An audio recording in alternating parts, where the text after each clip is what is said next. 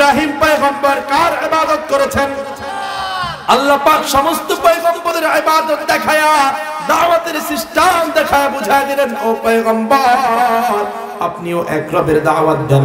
ওয়া কাদা রাব্বুকা আল্লা তা'বুদু ইল্লা ইয়া, আপনার রবের পক্ষ থেকে আদেশ হলো বান্দার উপরে দুইটা দায়িত্ব আছে। প্রথম দায়িত্ব হলো আল্লাহর হক আদায় করা। আল্লাহর হক আদায় করার সর্বপ্রথম সিস্টেম হলো যত ইবাদত আছে সব ইবাদত ওই আল্লাহর জন্য করতে হবে। ওয়া কাদা রাব্বুকা আল্লা তা'বুদু ইল্লা ইয়া ওয়া বিল ওয়ালিদাইনি ইহসানা إما يبلغن عندك الكبر أحدهما أو كلاهما فلا تقل لهما أف ولا تنهرهما وقل لهما قولا كريما। আয়াতের ভিতরে দুইটা অংশ। প্রথম অংশে আল্লাহ রাব্বুল আলামিন বুঝায় দিলেন, ওয়া কাদা রাব্বুকা আল্লা তা'বুদু ইল্লা ইয়া, ও দুনিয়ার মানুষ তোমাদের উপরে দুইটা দায়িত্ব আছে। ও দুনিয়ার মুসলমান, আল্লাহর পক্ষ থেকে তোমাদের উপরে অটোমেটিক্যালি দুইটা দায়িত্ব চলে এসেছে। একটা দায়িত্বের নাম হলো হকুল্লাহ, আল্লাহর হক আদায় করতে হবে। আর একটা দায়িত্বের নাম হলো হকুল ইবাদ, বান্দার হক তোমার আদায় করতে হবে। প্রথম হকটা কি আল্লাহ রাব্বুল আলামিন এই আয়াতের ভিতরে বুঝায় দিলেন, ওয়া কাদা রাব্বুকা আল্লা তা'বুদু ইল্লা ইয়া। ও বান্দারে, যদি তোমার ইবাদত করতে হয়, যদি তোমার ইবাদত করতে মনে চায়, যদি তুমি ইবাদত করতে চাও, তাহলে কোন রবের ইবাদত করা যাবে না, ওই এক রবের ইবাদত করতে হবে। রবের নাম কি? জোরে বলেন, জোরে বলেন, রবের নাম কি? মনে মনে চিন্তা করতেছেন রব বুঝাই এই কথা আমাদেরকেই বলেছে না, শুধু আমাদেরকেই বলেন নাই। আদম পয়গম্বর যখন দুনিয়ার জমিনে আসছেন, সর্বপ্রথম মানুষ আদম পয়গম্বরকে আল্লাহ রাব্বুল আলামিন জানায় দিলেন, আদম দাওয়াত দিতে শুরু করে দেন। আল্লাহ দাওয়াতটা কেমন হবে, কিসের দাওয়াত দেব? আল্লাহ রাব্বুল আলামিন ডাক দিয়ে বলতেছেন, আদম, ও আদম, যদি দাওয়াত দিতে চান, দাওয়াতের কার্যক্রম যদি শুরু করেন, এক রবের দাওয়াত। কয় রবের বলেন না? ইবাদত করতে হবে কয় রবের? আদম পয়গম্বরকে আল্লাহ রাব্বুল আলামিন শিখায় দিলেন, আদম আপনি আপনার সন্তানদেরকে দাওয়াত দেন। ও আল্লাহ, দাওয়াত কেমনে দিব, দাওয়াতের সিস্টেমটা কেমন হবে? রব তখন শিখায় দিলেন, আদম আপনি দাওয়াত দেন লা ইলাহা ইল্লাল্লাহ, আল্লাহ ছাড়া আর কোনো মাবুদ নাই, কোনো ইলাহ নাই। ইবাদত করবা আল্লাহ ছাড়া, আর কারো ইবাদত করতে পারবা না। আদমকে জানায় দিলেন কে? বলেন না, জোরে বলেন, কে জানায় দিলেন? আদম পয়গম্বর দাওয়াত দিলেন লা ইলাহা ইল্লাল্লাহ। আদম সফিউল্লাহ। মুসা পয়গম্বর যখন দুনিয়ার জমিনে আসলেন, মুসা পয়গম্বরকে তখন রব ডাক দিয়ে বললেন, মুসা আপনার এলাকার লোক, আপনার উম্মতরা দেখি ওই ফিরাউনকে রব মানে। ও মুসা, আপনার উম্মতরা দেখি ওই ফিরাউনের ইবাদত করে। না না, ফিরাউনের ইবাদত করা যাবে না। ও মুসা, ইবাদত যদি করতে হয় ওই এক রব ছাড়া দ্বিতীয় কোনো রব মানার কোনো অপশন নাই। ইবাদত করতে হবে কোন রবের? বলেন না, নাম কি? জোরে বলেন, নাম কি? আল্লাহ রাব্বুল আলামিন মুসা পয়গম্বরকে শিখায় দিলেন, মুসা রে, আপনি আপনার উম্মতদেরকে দাওয়াত দিতে শুরু করে দেন। মুসা পয়গম্বর বললেন, ও আল্লাহ, দাওয়াতটা কেমন হবে, কিভাবে আমি আমার উম্মতদেরকে দাওয়াত দেব? আল্লাহ রাব্বুল আলামিন জানায় দিলেন, মুসা রে, আপনি সবাইকে জানায় দেন লা ইলাহা ইল্লাল্লাহ, আল্লাহ ছাড়া আর কোনো মাবুদ নাই, কোনো ইলাহ নাই। মুসা পয়গম্বর দাওয়াত দিতে শুরু করে দিলেন লা ইলাহা ইল্লাল্লাহ। মুসা কালিমুল্লাহ। ঈসা পয়গম্বর যখন দুনিয়ার জমিনে আসলেন, আল্লাহ পাক ওই একই দাওয়াত শিখায় দিলেন। ঈসা দাওয়াত দিতে শুরু করে দেন। ঈসা পয়গম্বর বলে, আল্লাহ দাওয়াত কেমন হবে? রব তখন শিখায় দিলেন লা ইলাহা ইল্লাল্লাহ, ঈসা রূহুল্লাহ। দাওয়াত দিতে শুরু করে দিলেন ঈসা পয়গম্বর। ইব্রাহিম পয়গম্বর যখন দুনিয়ার জমিনে আসলেন, ইব্রাহিম পয়গম্বরকে রব বললেন, ও ইব্রাহিম এক রবের দাওয়াত দিতে শুরু করে দেন। ইব্রাহিম পয়গম্বর বললেন, ও আল্লাহ দাওয়াতের সিস্টেমটা কেমন হবে? আল্লাহ রাব্বুল আলামিন জানায় দিলেন, আপনার পূর্ববর্তী নবীগণ যেইভাবে এক রবের দাওয়াত দিয়েছে, দাওয়াতের সিস্টেমটা ওই একই হবে। ও আল্লাহ দাওয়াতের বাক্য আমাকে শিখায় দেন। আল্লাহ রাব্বুল আলামিন তখন ইব্রাহিম পয়গম্বরকে শিখায় দিলেন, ইব্রাহিম দাওয়াত দেন লা ইলাহা ইল্লাল্লাহ, ইব্রাহিম খলিলুল্লাহ। দাওয়াত একটাই, লা ইলাহা ইল্লাল্লাহ, আল্লাহ ছাড়া আর কোনো কি নাই বলেন না? আল্লাহ ছাড়া ইবাদত করার মতো আর কোনো রব নাই, ইবাদত করার মতো আল্লাহ ছাড়া আর কোনো খোদা নাই, ইবাদত করার মতো আর কোনো মালিক নাই। ও ইব্রাহিম পয়গম্বর আপনি দাওয়াত দেন এক রবের দাওয়াত। ইব্রাহিম পয়গম্বর কিভাবে দাওয়াত দেবে? ঘরের ভিতরে তার বাবা নাম হলো আজর, তার বাবা তো নিজে মূর্তি পূজারী, নিজে মূর্তি বানানেওয়ালা, কাঠ থেকে দাওয়াতটা শুরু করবে। আল্লাহ রাব্বুল আলামিন জানায় দিলেন, ও ইব্রাহিম আপনি আপনার বাবার থেকে দাওয়াত দিতে শুরু করে দেন। ইব্রাহিম পয়গম্বর তখন বাবার কাছে যায় বললেন, ও বাবা আপনি কার ইবাদত করেন? কোরআনের ভিতরে এসেছে লি আবিহি ওয়া কওমিহি মাযা তা'বুদুন। ও বাবা আপনি এবং আপনার এলাকাবাসী কার ইবাদত করে? বাবা তখন ডাক দিয়ে বলে, সন্তান ওই যে মূর্তির ঘরে যা দেখো কতগুলো মূর্তি বানানো আছে, তুমি তারপরে প্রশ্ন করতেছো আমাদের খোদাকে। তখন ইব্রাহিম পয়গম্বর ডাক দিয়ে বলতেছে, বাবা গতকাল রাত্রেও দেখেছি আপনি নিজেই মূর্তি বানান। আমরা তো জানি যে যাকে বানায় তার রব হলো সে, মূর্তির রব আপনার হওয়ার কথা, কিন্তু দেখি আপনি নিজেই মূর্তি বানান, আবার মূর্তিকে আপনি নিজেই রব মানে। কেমন কথা এটা? বুঝলাম না বিষয়। আমরা জানি যেটা বানায় তার রব, যে বানানেওয়ালা সে রব হয়। এখন দেখি আপনিই বানান, আবার আপনিই ইবাদত করেন, কারণ কি? বাবা এই মূর্তিগুলোর খোদাকে, মূর্তিগুলোর রবকে ইব্রাহিম পয়গম্বর তখন ডাক দিয়ে বলতেছে, ইব্রাহিম পয়গম্বরের বাবা আজর তখন ডাক দিয়ে বলতেছে, তুমি তো মূর্তির রব রে খুঁজতেছো, মূর্তির রব রে খুঁজতেছো। ও ইব্রাহিম আমাদের সকলের একজন বড় খোদা আছে, ওই সকলের বড় খোদার নাম হলো নমরুদ। বলেন নাউজুবিল্লাহ। সকলের একজন বড় খোদা আছে, নাম হলো নমরুদ। জোরে বলেন নাউজুবিল্লাহ। ইব্রাহিম পয়গম্বর তখন আবার প্রশ্ন করলেন, ও বাবা নমরুদের মালিক কে? নমরুদের খোদা কে?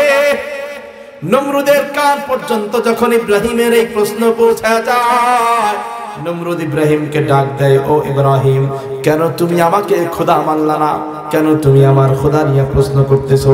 কেন তুমি আমার রুবুবিয়তের উপরে প্রশ্ন তুললা? ও ইব্রাহিম কোন কারণে তুমি আমাকে খোদা মানতে পারো নাই?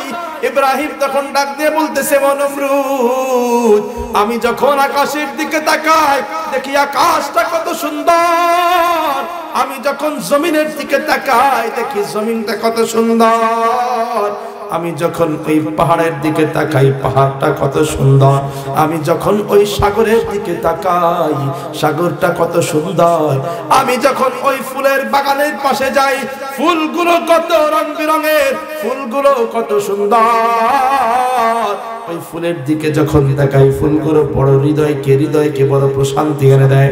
কিন্তু নমরুদ আমি যখন তোমার চেহারার দিকে তাকাই তখন আমার কাছে মনে হয় এত সুন্দর যেই সৃষ্টি যেই খোদা করেছে সে তোমার মতো অসুন্দর হতে পারে না। মুহাদ্দিসিনে কেরাম ব্যাখ্যা করেন নমরুদের চেহারা সুন্দর ছিল না, অসুন্দর ছিল।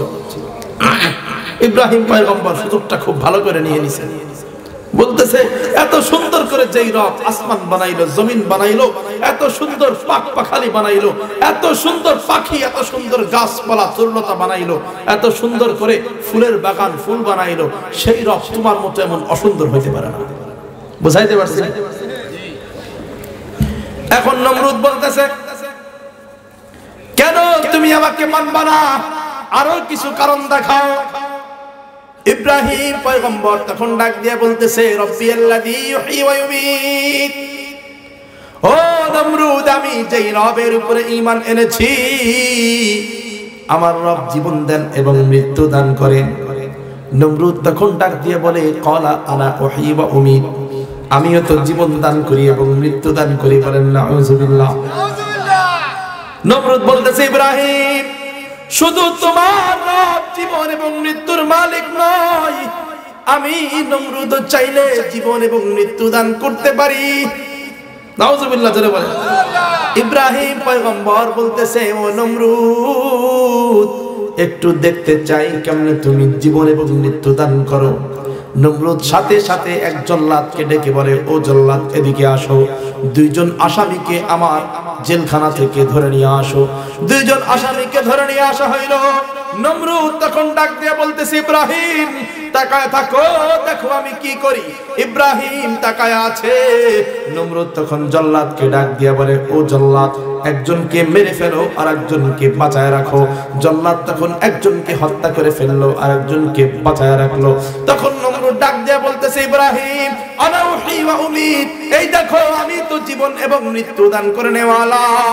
ইব্রাহিম বলে নমরুদ তুমি আমারে কি ভুল ভাল বুঝ দিলা, আমার রব তো এমন রব, আমার রব তো এমন রব, আমার রব যে বাঁচান কিভাবে বাঁচান, তোমার মতো এমন ছোট ছোট বাচ্চাদের মতো আচরণ করে বাঁচান না। আমার রব কিভাবে বাঁচান শুনে নাও। নদী যখন পার হইতে গেছো, নৌকা নিয়ে নদীটা পার হইতেছো, এমন সময় হঠাৎ করে তুফান উঠে গেছে। ওইখানে বাঁচানোর মতো কোনো পুলিশ আর্মি র্যাপিডিয়ার আসেনি? আসেনি বলেন না? বাংলাদেশের প্রধানমন্ত্রী যদি ওইখানে যে আটকা যায়, প্রধানমন্ত্রী নদী পার হইতে গেছে, এমন সময় দেখলো তুফান এসে গেছে, ঝড় এসে গেছে, প্রধানমন্ত্রী তখন র্যাব আর রিপিডিয়ার রে ফোন দিলে কোনো কাজ হবে না, কোনো ক্ষমতায় কোনো কাজ হবে না।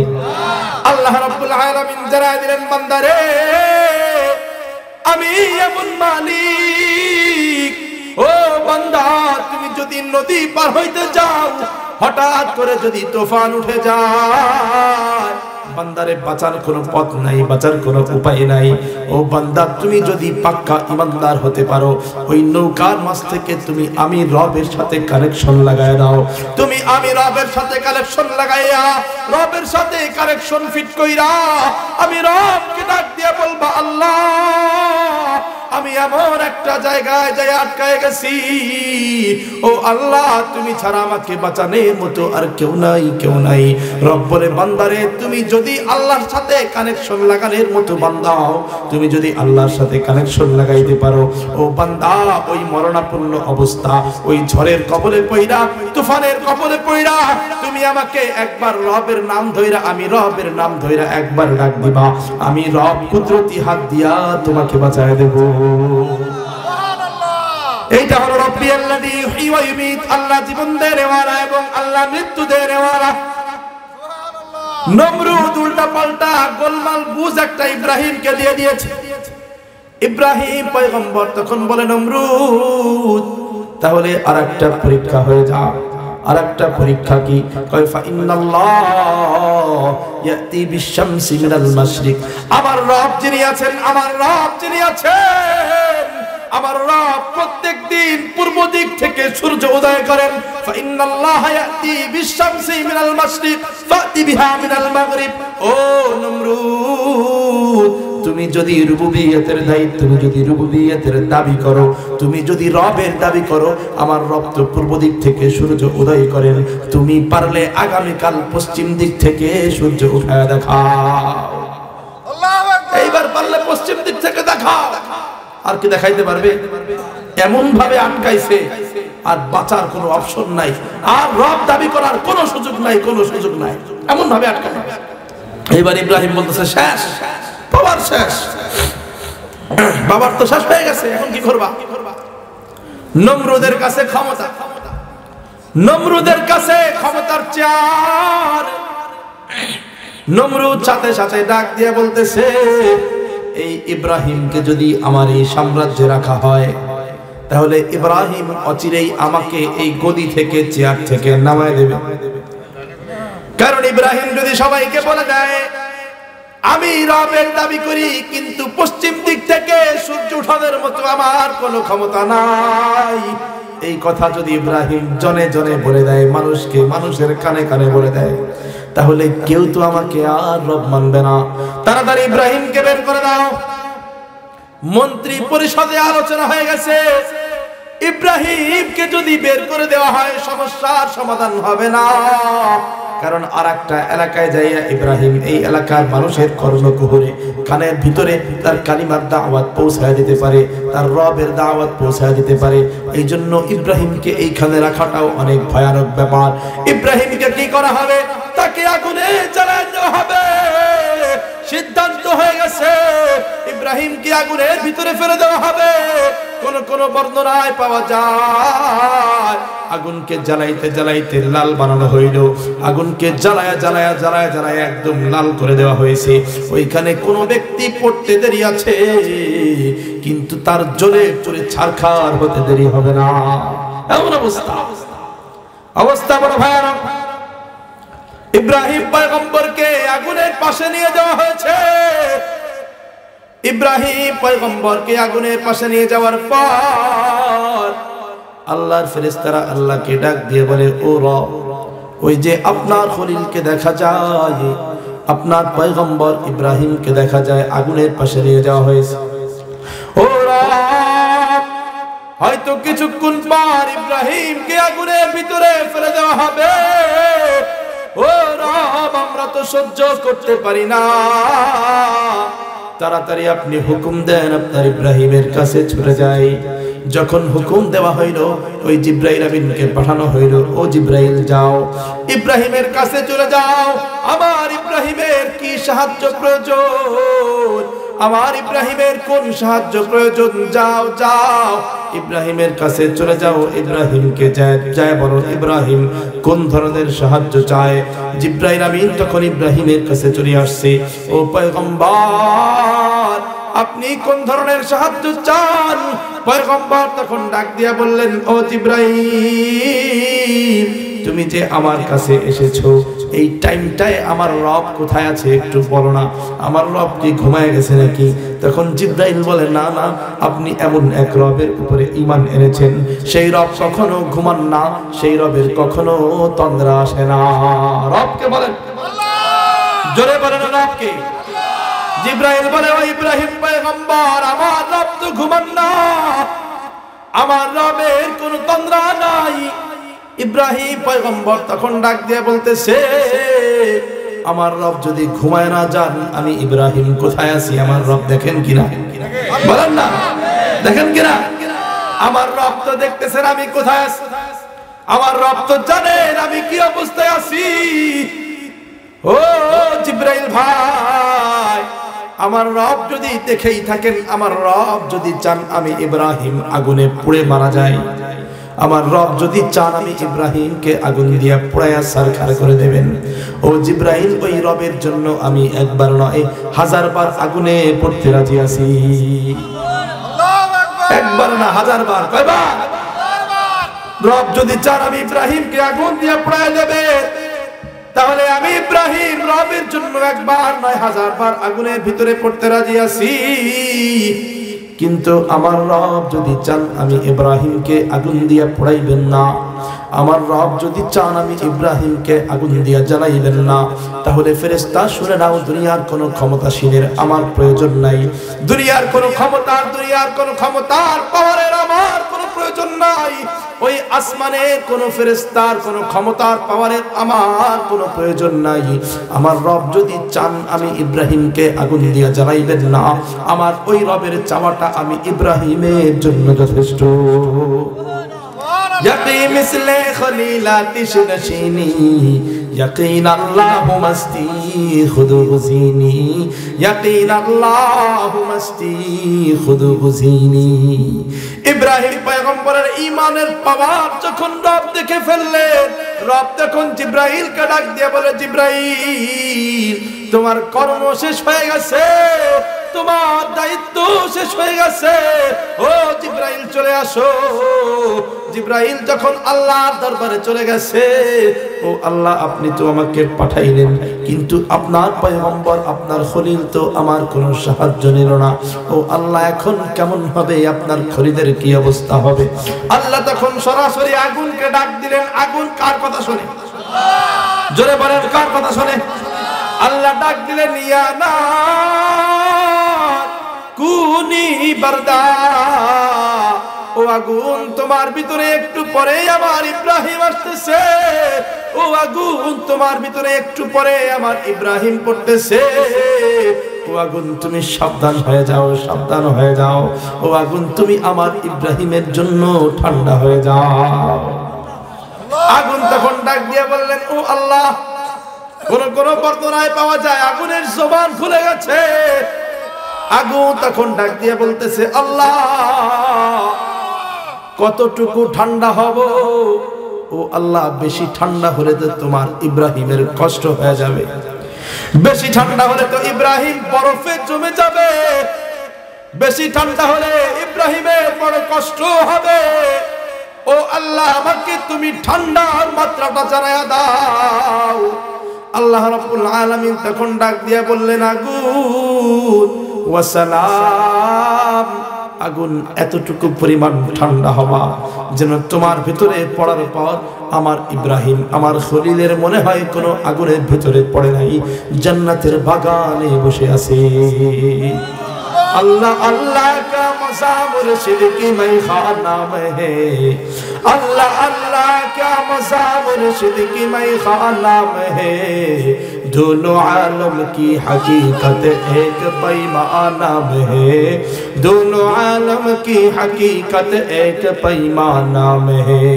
शमा में इम्मत का हाजू एक परवाना में है, शमा में इम्मत का हाजू एक परवाना में है। लुत्फ जीने में नहीं, जल जल के मर जाने में है। लुत्फ जीने में नहीं, जल जल के मर जाने में है। তাহলে একটু খেয়াল করে দেখেন, ইব্রাহিম পয়গম্বর কয় রবের দাওয়াত দিয়েছেন? জোরে বলেন, কয় রবের? নাম কি? জোরে বলেন, নাম কি? ইব্রাহিম পয়গম্বরের দাওয়াত ছিল লা ইলাহা ইল্লাল্লাহ। আল্লাহর দাওয়াত দিতে যাইয়া নিজের বাবাকে পর করে দিয়েছে, নিজের সাম্রাজ্যকে পর করে দিয়েছেন, নিজের আত্মীয় স্বজনকে পর করে দিয়েছেন। তারপরেও রব যেহেতু বলেছেন ইবাদত করতে হবে এক রবের, ইব্রাহিম পয়গম্বর সব কিছু ছাড়তে রাজি আছে, কিন্তু এক রবের ইবাদত ছাড়তে রাজি হয় না। আমাদের পয়গম্বরের অবস্থা তো আরো ভয়াবহ। মক্কার জমিনে আমাদের পয়গম্বর যখন আসলেন, আমাদের পয়গম্বরের জামানায় একটা দুইটা রবের ইবাদত করা হইতো না, 360টা মূর্তির ইবাদত করা হইতো। কয়টা? জোরে বলেন, কয়টা? 360 মূর্তির ইবাদত চলতো। আল্লাহ রাব্বুল আলামিন পয়গম্বরকে পাঠানোর পরে জানায় দিলেন, পয়গম্বর আপনি 360টাকে ডিলিট করে দেন, মাত্র এক রব থাকবে। কয়টা বলেন না? 360টা ডিলিট হয়ে যাবে, এক রবের দাওয়াত দেন। আমাদের পয়গম্বর তখন ডাক দিয়ে বললেন, আল্লাহ, ও আল্লাহ, দাওয়াতের সিস্টেম কেমন হবে, দাওয়াতটা কিভাবে দেব? আল্লাহ রাব্বুল আলামিন তখন জানায় দিলেন, আপনার পূর্ববর্তী নবীগণ যেইভাবে দাওয়াত দিয়েছি সেইভাবে দাওয়াত দেন। ও আল্লাহ, আপনি আমাকে বাক্যটা শিখায় দেন। রব তখন শিখায় দিলেন, লা ইলাহা ইল্লাল্লাহ মুহাম্মাদুর রাসূলুল্লাহ। मुबारक हो ज़माने को के ख़त्मुल मुरसली आया, मुबारक हो ज़माने को के ख़त्मुल मुरसली आया। सहाबे रहम बनकर रहमतन लिल आलमी आया, सहाबे रहम बनकर रहमतन लिल आलमी आया। हकीकत की खबर देने बशीर आया, नज़ीर आया। हकीकत की खबर देने बशीर आया, नज़ीर आया। शहनशाही ने जिसके कद में चूमे वो फकीर आया शहनशाही ने जिसके कदम चूमे वो फकीर आया नबी मोर परशमणि नबी मोर सोनार खनि नबी नाम जपे जे जन सेही तो दो জাহানের ধনী নবী মোর পরশমণি নবী মোর সোনার খনি নবী নাম জপে যে জন সেহি তো দো জাহানের ধনী ওই নামে মধু মাখা ওই নামে জাদু রাখা ওই নামে মধু মাখা ওই নামে জাদু রাখা ওই নামে আকুল হোয়া ওই নামে আকুল হোয়া ফুল ফোটে সোনার বরণী নবী মোর পরশমণি সবাই একটু বলেন না নবী মোর পরশমণি নবী মোর সোনার খনি নবী নাম জপে যে জন সেহি তো দো জাহানের ধনী নবী মোর পরশমণি সবাই বলেন সাল্লাল্লাহু আলাইহি ওয়াসাল্লাম আর একটু জোরে বলেন না সাল্লাল্লাহু আলাইহি ওয়াসাল্লাম তাহলে দেখেন আল্লাহর পয়গম্বর যখন দুনিয়ার জমিনে আসলেন আল্লাহ পাক সমস্ত পয়গম্বরের মতো শিখাই দিলেন পয়গম্বর দাওয়াত দেন এক রবের দাওয়াত 360টা চলবে না কয়জন চলবে বলেন না জোরে বলেন কয়জন চলবে ইবাদত চলবে কয় রবের এইজন্য আল্লাহ পাক আয়াত নাযিল করে দিলেন পয়গম্বর আপনার উম্মতদেরকে জানায়া দেন দাওয়াত হবে এক রবের ওয়া কাদা রাব্বুকা আল্লা তা'বুদু ইল্লা ইয়া যদি ইবাদত করতে হয় কয় রবের ইবাদত করতে হবে বলেন না নাম কি তা জোরে বলেন নাম কি আল্লাহ রাব্বুল আলামিন জানায় দিলেন পয়গম্বর আপনার উম্মতদের উপরে দুইটা দায়িত্ব দেওয়া হয়েছে একটার নাম হলো হকুল্লাহ আল্লাহর হক আদায় করতে হবে আল্লাহর হক আদায় করার জন্য সর্বপ্রথম যেই দায়িত্ব পালন করতে হবে আল্লাহর হকের ভিতরে সর্বপ্রথম দায়িত্ব হলো যত ইবাদত আছে সব ইবাদত কার জন্য করা লাগবে কার জন্য করা লাগবে সমস্ত পয়গম্বর কার ইবাদত করেছেন ইব্রাহিম পয়গম্বর কার ইবাদত করেছেন আল্লাহ পাক সমস্ত পয়গম্বরদের ইবাদত দেখায়া দাওয়াতের সিস্টেম দেখায়া বুঝায় দিলেন ও পয়গম্বর আপনিও এক রবের দাওয়াত দেন ওয়া কাদা রাব্বুকা আল্লা তা'বুদু ইল্লা ইয়া আপনার রবের পক্ষ থেকে আদেশ হলো বান্দার উপরে দুইটা দায়িত্ব আছে প্রথম দায়িত্ব হলো আল্লাহর হক আদায় করা আল্লাহর হক আদায় করার সর্বপ্রথম সিস্টেম হলো যত ইবাদত আছে সব ইবাদত ওই আল্লাহর জন্য করতে হবে বুঝাইতে পারছি সর্বপ্রথম যে দায়িত্ব আল্লাহর হক আদায় করা এই দায়িত্বের সর্বপ্রথম কাজ হলো যত ইবাদত আছে কার জন্য করতে হবে সব ইবাদত যদি আল্লাহর জন্য করা যায় তাহলে আল্লাহর হকটা আদায় হবে